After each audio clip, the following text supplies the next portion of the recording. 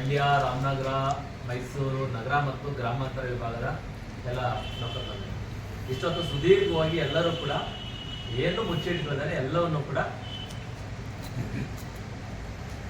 ಕೂಡ ಬಹಿರಂಗವಾಗಿ ಚರ್ಚೆಯನ್ನು ಮಾಡಿದ್ವಿ. ನಾವೇನು ಇವತ್ತು ಚರ್ಚೆ ಮಾಡ್ತಾ ಇದ್ದೀವಿ, ಇದು ಬರೀ ನಮ್ಮ ಪದಾಧಿಕಾರಿಗಳ ಮನದಾಳದ ಮಾತೇನಲ್ಲ, ಪ್ರತಿಯೊಬ್ಬ ನೌಕರಲ್ಲಿರ್ತಕ್ಕಂಥ ಮನಸ್ಸಿನ ಭಾವನೆಗಳು.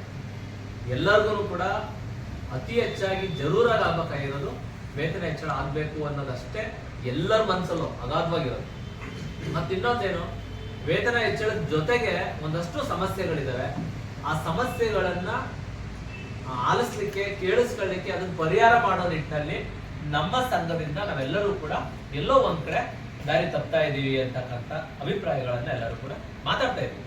ಬಂದಿದೆ, ನಮ್ಮ ಗಮನಕ್ಕೂ ಕೂಡ ಬಂದಿದೆ. ಒಂದೇನು ಅಂತಂದ್ರೆ, ಸಂಘ ಅಂದ್ರೆ ಕೇವಲ ಬರೀ ವೇತನವನ್ನ ಹೆಚ್ಚಳ ಮಾಡೋದಷ್ಟೇ ಸಂಘ ಆಗೋದಿಲ್ಲ. ಸಂಘದ ಒಂದು ಭಾಗ ಮಾತ್ರ ವೇತನ. ಸರ್ಕಾರಿ ನೌಕರ ಆಗಬೇಕು ಅಂದೋ, ವೇತನ ಆಯೋಗ ಆಗಬೇಕು ಅಂತಂದೋ, ಮತ್ತೆ ಪ್ರತಿ ವರ್ಷನೂ ಕೂಡ ನಮ್ಮ ಬೇಡಿಕೆಗಳು, ನಮ್ಮ ಆಸೆಗಳು ಬದಲಾಗ್ತಾನೆ ಇರುತ್ತೆ.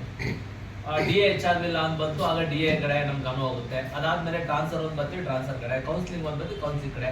ಹಿಂಗೆ ಯಾವ್ದೋ ಒಂದು ರಜಾ ಸ್ಯಾಂಕ್ಷನ್ ಆಗ್ಬೇಕು, ಅದಷ್ಟಕ್ಕೆ ಅದಾದ ತಕ್ಷಣ ಅದಲ್ಲಿಗೆ ನಮ್ಮ ಸಮಸ್ಯೆ ಮುಗಿತಾ ಅಂತಂದ್ರೆ ಮುಗಿಯೋದಿಲ್ಲ ಯಾವುದೇ ಕಾರಣ. ಈಗ ನಮ್ಮ ವೇತನ ಅಂತ ಏನಿದೆ, ಈ ವೇತನ ಆದ ತಕ್ಷಣನೇ ನಮ್ಮೆಲ್ಲಾ ಸಮಸ್ಯೆಗಳು ಕ್ಲಿಯರ್ ಆಯ್ತಾ? ಇಲ್ಲ, ಮತ್ತೆ ಇನ್ನೊಂದು ಸಮಸ್ಯೆ ನಮ್ಮ ಮುಂದೆ ಬರುತ್ತೆ. ಅದನ್ನ ನಾವ್ ಎದುರಿಸ್ಬೇಕು ಅಂತಂದ್ರೆ ಸಂಘ ಬೇರ್ ಮಾಡ್ತಿದ್ದ ಭದ್ರವಾಗಿರ್ಬೇಕು. ಯಾರೋ ಒಬ್ಬರನ್ನ ನಂಬ್ಕೊಂಡು ಎಲ್ಲವನ್ನೂ ಅವ್ರು ಬಗೆಹರಿಸ್ತಾರೆ, ನಾವು ಸುಮ್ ಕೈ ಕಟ್ಕೊಂಡು ಕುತ್ಕೊಂಡು ಅವ್ರು ಹೇಳಿದಾಗ ಚಪ್ಪಾಳೆ ಬಡ್ಕೊಂಡು ಇರೋಣ ಅಂತಂದ್ರೆ ಯಾವುದೇ ಕಾರಣಕ್ಕೂ ಆಗುತ್ತಿಲ್ಲ. ಪ್ರತಿ ಘಟಕದಿಂದ ನಾವ್ ಹೆಂಗೆ ಬೇಸ್ ಮಟ್ಟದಲ್ಲಿ ಕೆಲಸ ಮಾಡ್ತೀವೋ ಅದು ರಾಜ್ಯ ಮಟ್ಟಕ್ಕೆ ಅದು ತೀರ್ಪಾಗಿ ಫಲಿತಾಂಶವಾಗಿ ಪರಿವರ್ತನೆ ಆಗುತ್ತೆ.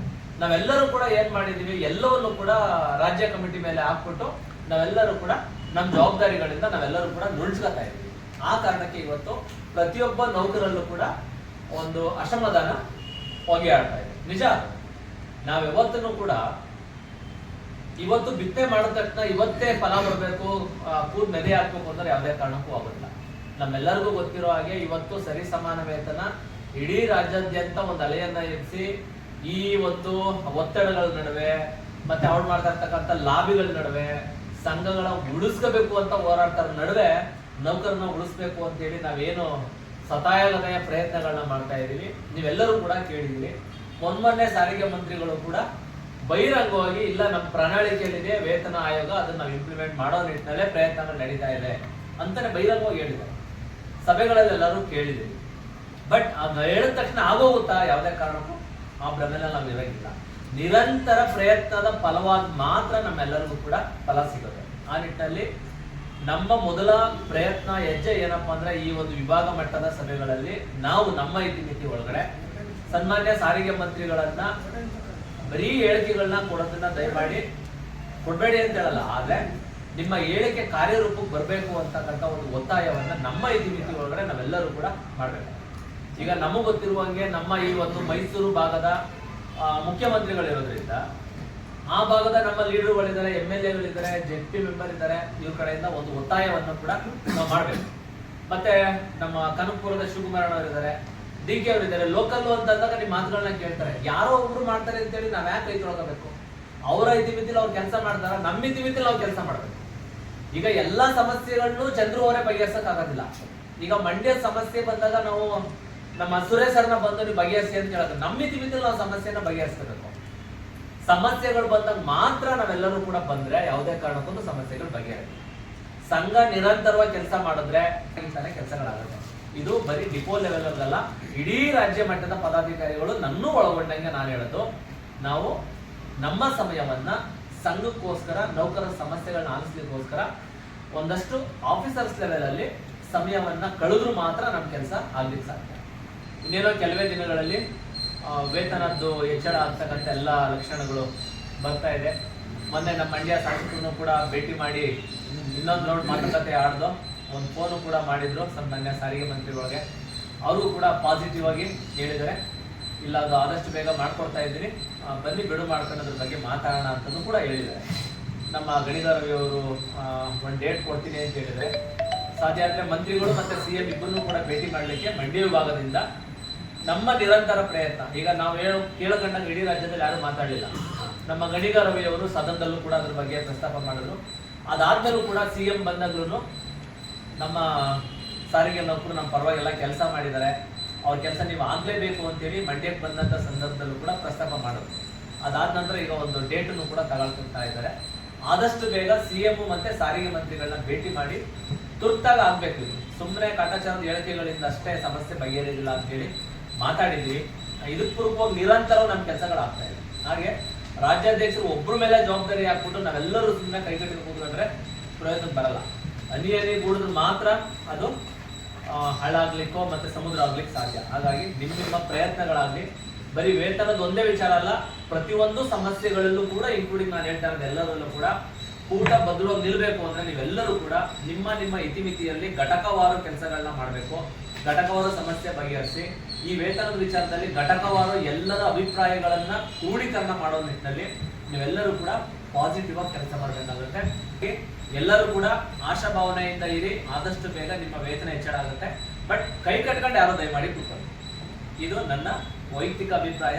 ಈ ಸಭೆಯ ವಿಚಾರಕ್ಕೆ ಸಂಬಂಧಪಟ್ಟಂಗೆ ಸನ್ಮಾನ್ಯ ಗೌರವಾಧ್ಯಕ್ಷರು ವಿಶ್ವನಾಥ್ ಸರ್ ಏನ್ ತೀರ್ಮಾನ ತಗೋತಾರೋ ಸಂಘಟನೆ ಮಾಡೋ ವಿಚಾರದಲ್ಲಿ, ಸಮಸ್ಯೆಗಳನ್ನ ಬಗೆಹರಿಸೋ ವಿಚಾರದಲ್ಲಿ, ವೇತನದ ವಿಚಾರದಲ್ಲಿ ಪರಿಪೂರ್ಣವಾಗಿ ನಮ್ಮ ಮಂಡ್ಯ ವಿಭಾಗ ಮತ್ತೆ ನಾನು ವೈಯಕ್ತಿಕವಾಗಿ ಗೌರವಾಧ್ಯಕ್ಷರ ಜೊತೆ ನಿರಂತರವಾಗಿ ಇರ್ಲಿಕ್ಕೆ ನಾನು ಬದ್ಧವಾಗಿದ್ದೀನಿ.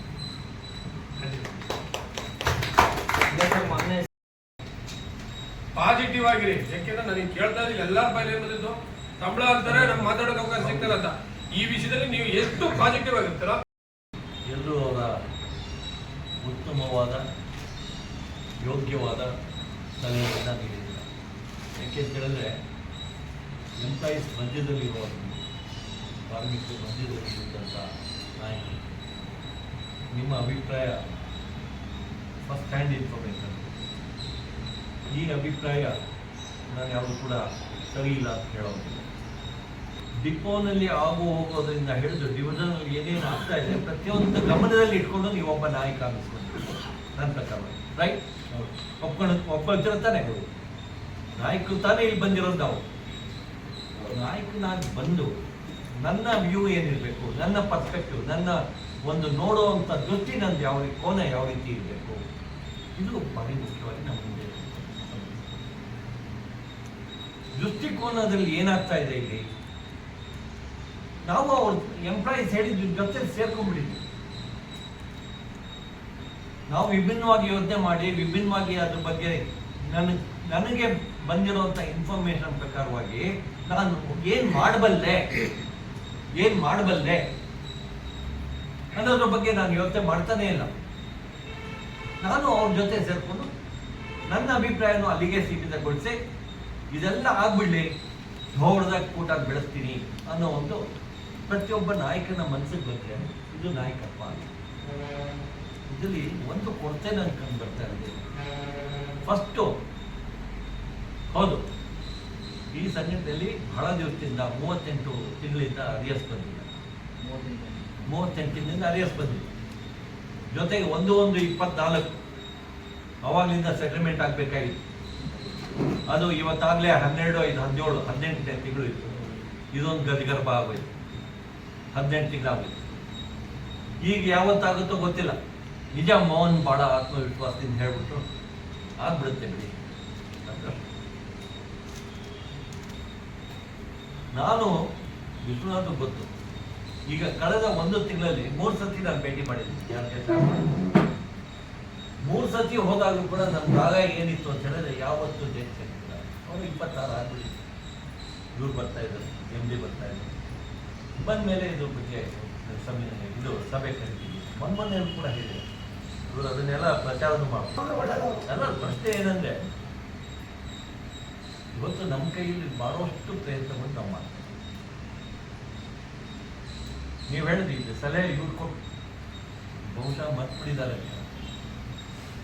ಈಗ ಕಳೆದ ಒಂದು 6 ತಿಂಗಳ ಹಿಂದೆ ಮೈಸೂರಿನಲ್ಲಿ ಇದ್ದಂಥ ಎಲ್ಲ MLAಗಳು ಕೂಡ ಪ್ರತಿಯೊಬ್ಬರನ್ನು ಭೇಟಿ ಮಾಡಿ ನೀವು ಮನವಿ ಕೊಡ್ತೀವಿ.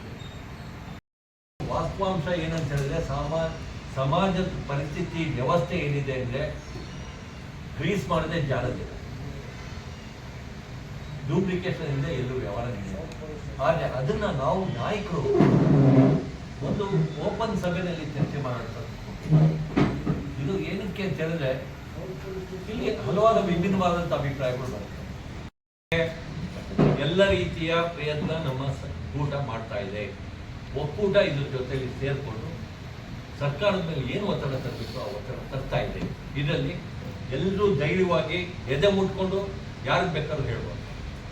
ಬಹುಶಃ ಇವರು ಹೇಗೆ ಪ್ರಿಡಿಕ್ಷನ್ ಮಾಡಿದ್ರು ಆ ಪ್ರಿಡಿಕ್ಷನ್ ಆಧಾರದ ಮೇಲೆ ನನಗೆ ತಿಳಿದಿರೋ ಹಾಗೆ 10ನೇ ತಾರೀಕು ಒಳಗಡೆ ಒಂದು ಸಭೆ ಕರಿಬೋದು ಅಂತ ಒಂದು ಸಾಧ್ಯತೆಗಳು ಬರ್ತಾ ಇದೆ. ಈ 10ನೇ ತಾರೀಕು ಒಳಗಡೆ ಸಭೆ ಕರೆದ್ರೆ ಆ ಸಭೆಯಲ್ಲಿ ಚೀಫ್ ಮಿನಿಸ್ಟ್ರೇ ಇರೋದ್ರಿಂದ ಏನಾರೋ ಒಂದು ಆಫರ್ ಬಂದೇ ಬರುತ್ತೆ. ಅದೇನು ಆಫರ್ ಬರುತ್ತೆ ಯಾರು ಇದು ನಮಗೆ ಆಸೆ ಏನಂತ ಹೇಳಿದ್ರೆ ಇಡೀ ವ್ಯವಸ್ಥೆಯಲ್ಲಿ ಕಾರ್ಮಿಕರು ಬೇಕಾಗಿರುವಂಥ ಸಮಾನ ವೇತನವೇ ನಮಗೆ ಬೇಕು, ಅದೇ ಆಗಬೇಕು ಅನ್ನೋ ಒಂದು ಪಟ್ಟಭದ್ರವಾದಂಥ ನಮ್ಮ ನಿರ್ಧಾರ ಇದೆ. ಈ ನಿರ್ಧಾರ ಇಟ್ಕೊಂಡು ನಾವು ಹೋಗ್ತಾ ಇದ್ದೀವಿ. ಇಲ್ಲಿ ಯಾವುದು ಚೌಕಾಸಿ ಇಟ್ಕೊಂಡು ಹೋಗ್ತಾ ಇಲ್ಲ. 38 ತಿಂಗಳು ನಮಗೆ ಬಾಡಿಗೆ ಇದು ಏನು ಬರಬೇಕಾದ್ದು ಅದು ಬೇಡ ಅಂತ ಹೋಗ್ತಾ ಇಲ್ಲ. 38 ತಿಂಗಳದ್ದು ಕೂಡ ಕೊಡಿ ಅಂತ ಹೇಳ್ತಾ ಇದ್ದೀವಿ. ಅದೇ ಆಧಾರದ ಮೇಲೆ ಮೊನ್ನೆ ಈವನ್ ಟ್ರಾನ್ಸ್ಪೋರ್ಟ್ ಮಿನಿಸ್ಟರ್ ಕೂಡ 38 ತಿಂಗಳದ್ದು ಬ್ಯಾಲೆನ್ಸ್ ಕೊಡಬೇಕು ಅಂತ ಹೇಳಿದ್ದಾರೆ ಮೀಟಿಂಗಲ್ಲಿ. ಕೊಡಬೇಕು ಅಂತ ಬಟ್ ಒಂದು ಮರ ಗಿಡನೇ ಹಾಕಿದ್ರೆ ಅದಕ್ಕೆ ಬೇಕಾದಂಥ ಪೋಷಕಗಳು ಕೊಟ್ಟಾಗ ಬೆಳೆಯೋದು. ಆ ಬೆಳೆಸೋವಂಥ ಜವಾಬ್ದಾರಿ ನಿಮ್ಮ ಮೇಲೆ ಇದೆ. ಆ ಒಂದು ಜವಾಬ್ದಾರಿ ತಾವು ಇಟ್ಕೊಂಡು ಮುಂದಿನ ದಿನಗಳಲ್ಲಿ ಸಂಘಟನೆನ ಭಾಳ ಬಿಗಿಯಾಗಿ ಕಟ್ತೀರ ಅನ್ನೋ ಒಂದು ವಿಶ್ವಾಸದಿಂದ ನಿಮ್ಮೆಲ್ಲರಿಗೂ ಶುಭ ಆಗಲಿ ಅಂತ ಹೇಳಿ ನನಗೆ ಮಾತಾಡೋಕ್ಕೆ ಅವಕಾಶ ಕೊಟ್ಟ ತಮ್ಮೆಲ್ಲರಿಗೂ ಮನಸ್ಸಿಗೆ ಮಾತು ಮುಗಿಸ್ತೀನಿ.